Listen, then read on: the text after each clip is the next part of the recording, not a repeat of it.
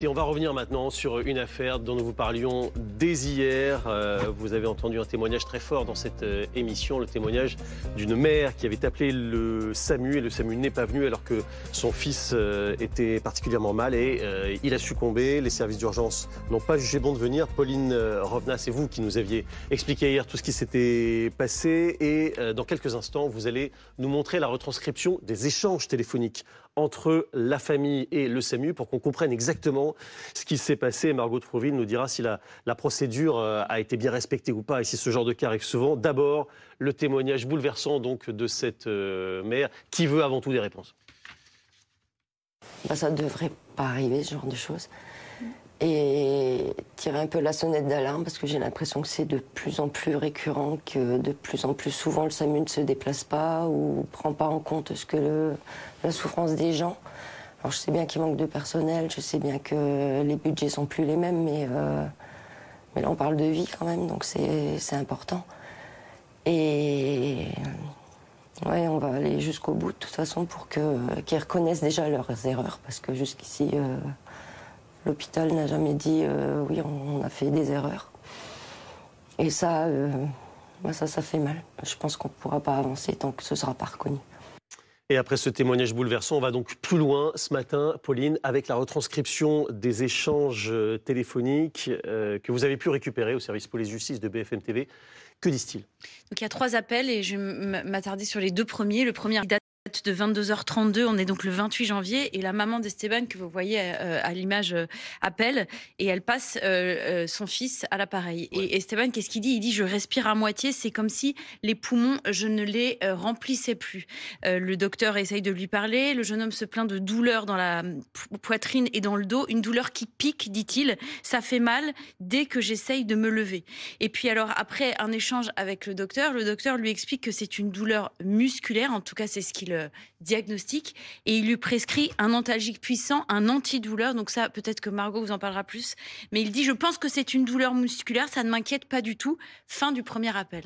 Deuxième appel le lendemain, après une nuit épouvantable, le jeune Esteban, il va vomir une quinzaine de fois pendant la nuit, et sa mère à nouveau rappelle le SAMU, et elle le passe au médecin. Il dit, j'ai plus de force pour me lever, et j'ai une douleur irradiante dans la poitrine. Le docteur parle à nouveau d'une douleur musculaire. C'est un autre docteur. Un autre docteur, et il propose à ce moment-là à la mère d'Esteban que son fils soit examiné et qu'elle l'emmène elle-même aux urgences du CH du Mans. Et est-ce qu'on sait si ce deuxième docteur, il a connaissance de la première conversation la veille ou pas ? Oui, il a le diagnostic de son confrère. Visiblement, il remonte parce qu'il explique qu'il a déjà appelé hier et du coup, il explique qu'il lui redemande depuis quand est-ce que vous avez mal, depuis quand, et donc le jeune homme quand même explique qu'il n'arrive pas à se lever.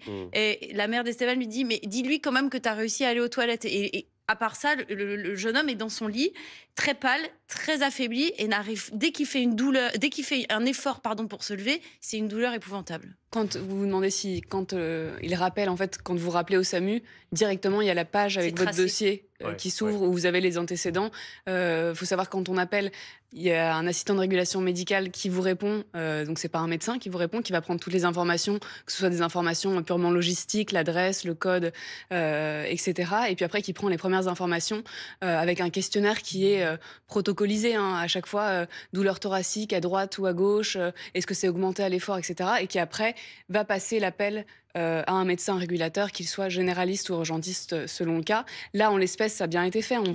On a le détail de l'échange entre l'assistant de régulation médicale et la maman d'Esteban, puis avec Esteban. On voit qu'il y a de nombreuses questions qui sont posées avant que le médecin ne prenne le relais. Le médecin, il va procéder à son propre interrogatoire. Là encore, la localisation de la douleur, est-ce que ça pique, la caractérisation, c'est quand même difficile de procéder à cet examen parce que là, c'est un pneumothorax en l'espèce qui a causé la mort d'Esteban. Et on sait que pour parvenir à une certitude au niveau du diagnostic, il faut une échographie ou une auscultation. Donc là, par téléphone, c'est difficile. D'ailleurs, on a la retranscription de l'échange, mais ce qu'il nous aurait fallu, c'est l'audio même, l'enregistrement lui-même, parce qu'on n'arrive pas, à travers les écrits, à percevoir l'ampleur des difficultés respiratoires. à quel point il suffoque. Il dit qu'il a du mal, qu'il n'arrive pas à inspirer totalement ni à expirer totalement, mais on ne se rend pas bien compte s'il est vraiment très très faible. Et un urgentiste me confiait qu'à la tonalité de la voix, ça en dit beaucoup, parce que les douleurs thoraciques, c'est l'un des premiers motifs d'appel au SAMU, donc il faut faire le tri. Mais sur la deuxième fois, on voit que quand même, on est dans autre chose, que la nuit a été épouvantable, il a vomi plusieurs fois. Comment est-ce qu'on peut continuer à dire c'est une douleur musculaire ? On n'est pas médecin ici sur ce plateau, mais quand on lit ça, on est quand même surpris. Non, mais c'est toute la difficulté de faire un diagnostic par téléphone. Là, clairement, d'ailleurs, la famille a mandaté 2 médecins experts qui ont conclu à une erreur de diagnostic. Moi, j'ai échangé aussi avec beaucoup d'urgentistes qui sont tous parvenus à la même conclusion. Ça peut arriver, malheureusement, parfois. Il a voulu, à mon avis, évincer l'infarctus dans un premier temps. En fait, ce que dit le médecin sur le deuxième appel, il dit la douleur, ça va, ça a plutôt l'air ça n'a pas l'air d'être quelque chose de cardiaque. Ça évoque plutôt quelque chose de musculaire. Maintenant, la douleur est quand même importante, reconnaît-il, et vous avez l'air d'être assez fatigué. Donc, ce que je vous propose, c'est d'être examiné aux urgences à Mamers. Vous êtes juste à côté. Est-ce que vous pouvez passer ? Mais je pense qu'il ne prend pas le. Est-ce que c'est possible, Margot, que ce deuxième médecin ne veuille pas déjuger son confrère de la veille ? Il y a ce côté un peu comme ça. C'est un biais. Ça a un nom qui m'échappe là tout de suite, mais c'est un biais quand on se lance dans une fausse piste de diagnostic. On voit plus le reste. Oui, c'est ça. On a du mal à en sortir. C'est comme si vous êtes sur l'autoroute, vous avez raté la sortie et vous n'arrivez plus à. C'est comme les policiers quand ils partent sur une piste, Pauline connaît ça par cœur, ils ont du mal à voir les autres. Normalement, ils les gardent sur la table. Dans l'appel, il y a quand même quelque chose d'inquiétant, c'est que dans le premier appel de 22h30, il y a quand même le médecin qui lui dit asseyez-vous, parce qu'il dit je suis allongé, asseyez-vous. Il n'arrive pas. Et donc ça, pour le coup, les urgentistes avec qui j'ai pu échanger m'ont dit chez un jeune homme de 24 ans, quand même, quelqu'un qui n'arrive pas à s'asseoir. Puis comment on peut imaginer qu'il aille lui-même aux urgences s'il n'arrive pas à s'asseoir ? Il ne pourra pas s'asseoir dans une voiture non plus. Et c'est exactement ce qui s'est passé au troisième appel, puisque sa mère décide de l'emmener, essaye de le transporter. Il est très peu transportable. Ouais. Et c'est là où il va faire un arrêt. Et la maman va commencer le massage cardiaque avant que les pompiers n'arrivent. Donc, en fait, effectivement, c'est toute une série, peut-être. Je partage pas mal votre lecture de mauvaises pistes. Et puis ensuite... ça devient dramatique. Ouais, après, la prudence, on procède par élimination en médecine. Donc, dans un premier temps, ils veulent éliminer l'infarctus. Et après, peut-être qu'ils sont partis sur une péricardite et ils ont complètement évincé la possibilité d'un pneumothorax. Et juste d'un mot, ça vous semble marginal, exceptionnel, ou bien c'est des choses qu'on entend relativement souvent ? Il faut bien réaliser que le SAMU, c'est 40 000 appels par jour. Bien sûr. Ça ne donne pas lieu toujours à des interventions.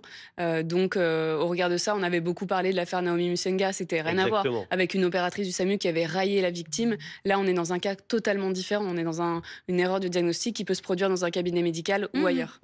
Avec un débat qui est aussi relancé sur les moyens dont disposent les services d'urgence. Oui, ça semble pas vraiment être le cas. Le protocole a été respecté. Assistant de régulation médicale, médecin, questionnaire complet, mais mauvaise piste.